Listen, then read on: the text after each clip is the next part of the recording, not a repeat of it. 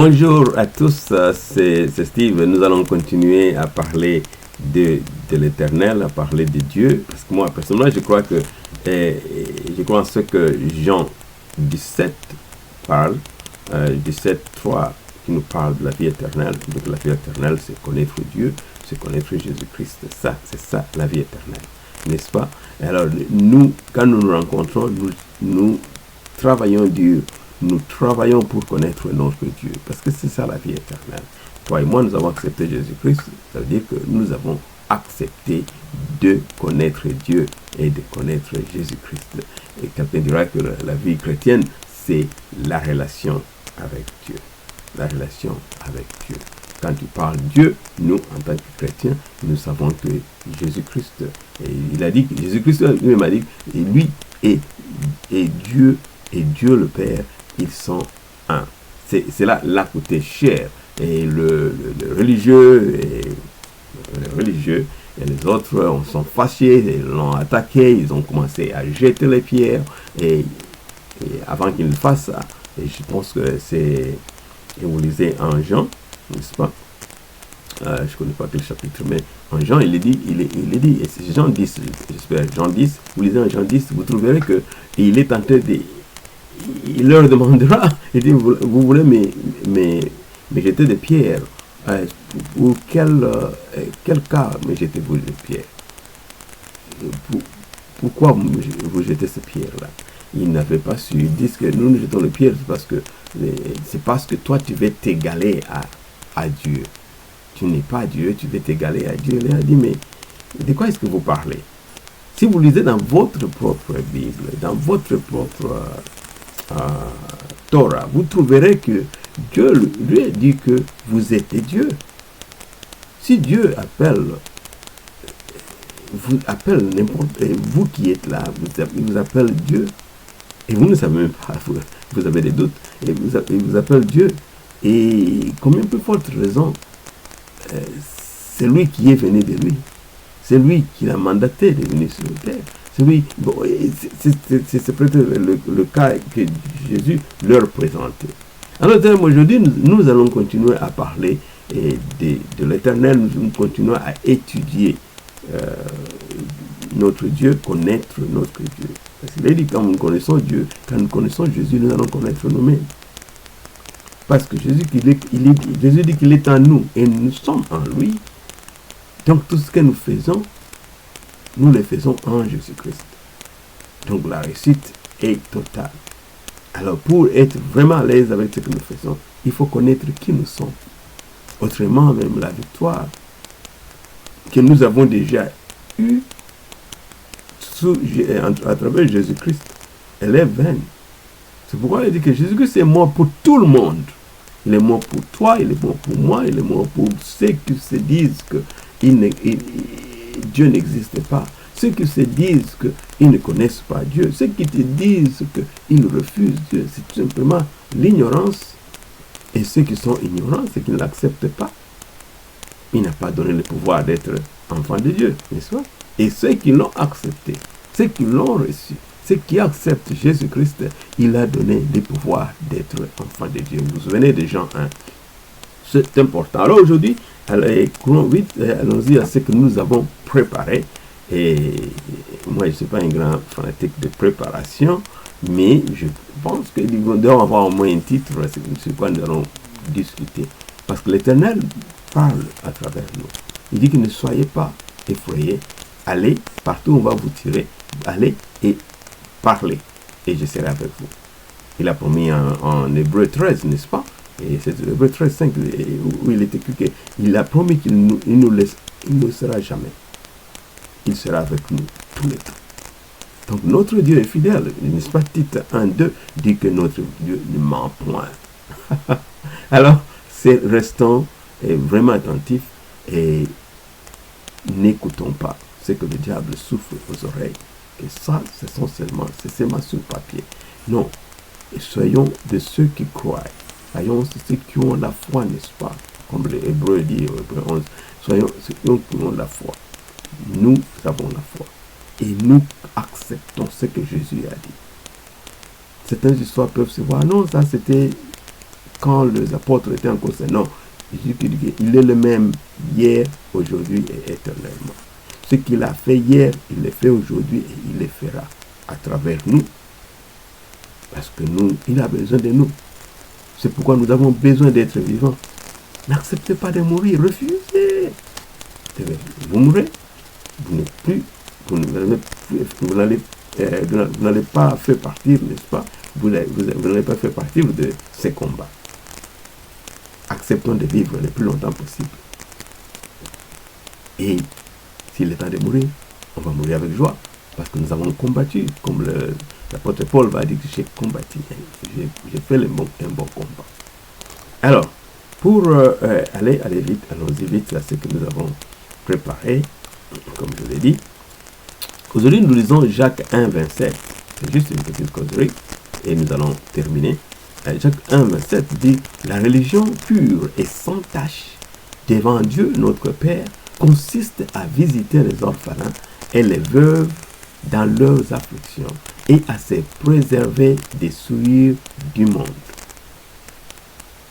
Alors aujourd'hui, ce qui m'attire le plus, c'est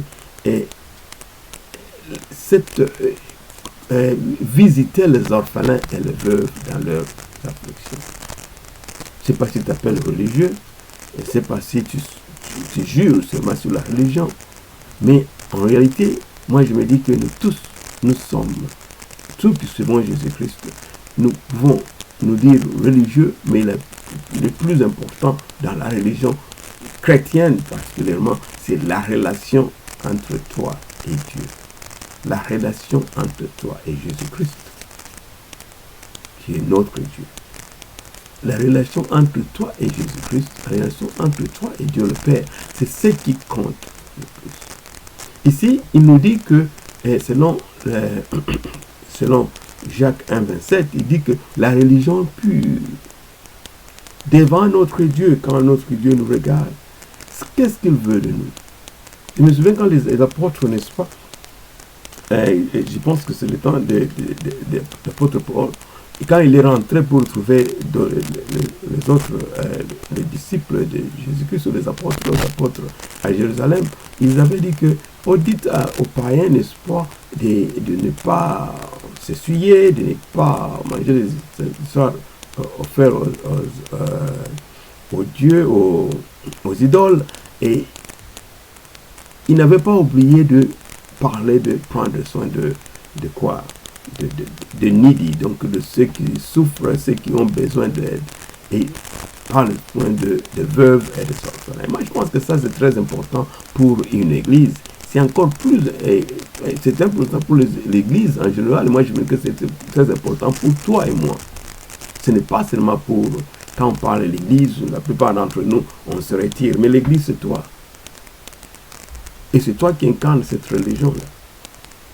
Si toi tu veux te retirer, ça ne va pas. Tu fais partie de cela. Donc ici, il dit que visiter les orphelins et les veuves dans leurs afflictions. Quand je pense à ça, je me dis, orphelin, nous le sommes, mais peut-être tu es encore ton père et ta mère, tu dis, moi je ne suis pas orphelin. Mais moi je pense que le plus grand titre ici, c'est les needy, donc les gens qui ont besoin d'aide. Il y a tous ces gens-là. Ces gens-là se trouvent partout. Il y a ceux qui aiment être ceux d'eux qui ont besoin d'aide. Mais la Bible nous dit que nous avons tout. Et je pense que peut-être tu n'as pas besoin d'aide. Mais il doit être une manière individuelle, ce que tu penses, ce que tu travailles dessus.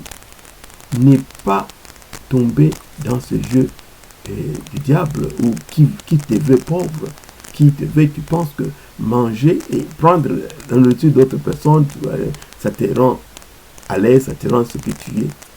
Mais ça, c'est ce que moi je dis, j'appelle même ça une incrédibilité, manque de foi en Dieu. Tu fais mentir notre Dieu. Notre Dieu ne ment point. Donc en d'autres termes, tu pêches dans ce sens-là. Prends tes responsabilités, accepte ce que tu es appelé. Tu es appelé riche, tu es appelé quelqu'un qui a tout, tu es appelé. Travaille sur aider les autres. Travaille sur aider les autres. Alors visiter les orphelins et les veuves dans leur affliction. Pour moi, je me dis, nous devons comprendre que nous devons sortir de notre aisance, aller vers les orphelins, les trouver et les visiter. Tu peux être orphelin de mère ou orphelin de père, ainsi de suite. Travaille sur eux, visite ces gens-là. Peut-être leur père, leur mère a quitté subitement ou quelque chose est arrivé, la personne n'est plus, ou les abandonner. Eh bien, fais quelque chose. C'est ça la vraie religion. C'est ça une bonne partie de ce que veut dire une religion pure et sans tache devant Dieu. C'est visiter. Par visiter, moi je vois les mots là, visiter c'est quitter et aller voir. Visiter c'est bouger, ne reste pas sur place là, tu le cherches avec tes yeux et tu ne vas pas. Va vers eux. Trouve. Renseigne-toi où ces gens-là sont. Cherche-les. C'est ce qui doit nous caractériser nous en tant que chrétiens. Peut-être que tu n'es pas chrétien, tu dis qu'est-ce que je peux. Mais selon Romains 10, n'est-ce pas, 9, il dit que si tu acceptes le Seigneur Jésus-Christ,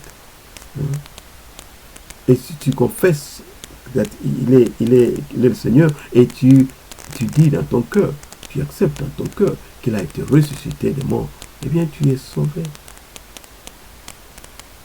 N'est-ce pas? Alors c'est important de le faire, et après que tu le fais, dis aux gens, soit et donne ton témoignage. Et après, rejoins-nous. Parce qu'il y a beaucoup de chrétiens, mais qui s'appellent chrétiens, ou qui sont vraiment chrétiens, mais qui ne font rien. Et même quand tu ne fais rien, tu ne travailles pas sur connaître ton Dieu, eh bien tu es une viande pour le diable. Tu es un pain pour le diable. Vous vous souvenez quand le Seigneur Jésus, chaque fois le verset biblique vraiment tombe dans mes oreilles, où je me souviens que Jésus est en train de dire à l'apôtre Pierre, il dit que Simon, Satan te cherche pour que tu manges comme du fromage. Mais j'ai pris pour toi. Alors c'est important que nous puissions travailler, et c'est important que nous puissions connaître ces ruses du diable.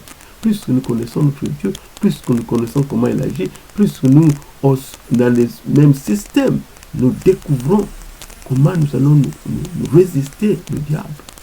La Bible dit que résister le diable, il fuira. C'est nous qui résistons. Voilà un peu ce que j'avais aujourd'hui, et j'espère que ça a aidé quelqu'un, et ça va nous faire avancer tous dans un sens ou dans un autre. Nous avons capté c'est quelque chose, et donc visiter, il faut quitter, aller vers les veuves, aller vers les orphelins, aller vers ceux qui souffrent. Et il est dit clairement, dans leur affliction. Il faut connaître qui sont dans leur affliction, et il faut connaître où ils sont. Il faut les connaître et aller vers eux. Tu as entendu parler, visite. Un petit rien, ça compte. Visite mon frère, visite ma soeur. Nous allons nous arrêter là. Je pense peut-être prochainement, si tout va bien, si l'Éternel me met à cœur de retourner à ce verset biblique, nous allons peut-être insister sur se préserver des souillures du monde. Essayer à comprendre ce qu'ils veulent dire. Mais aujourd'hui, nous retenons seulement, il va falloir visiter les orphelins et les veuves. Merci beaucoup d'être là. Merci beaucoup d'avoir suivi. Et nous espérons que prochainement, nous allons encore aller d'une manière profonde dans la matière et comprendre plus. Parce que notre travail, n'est-ce pas, c'est ce que Jean 17,3 dit, que c'est connaître Dieu et connaître notre Seigneur Jésus-Christ. C'est ça la vie éternelle. Amen. Amen. Ça, on se revoit encore.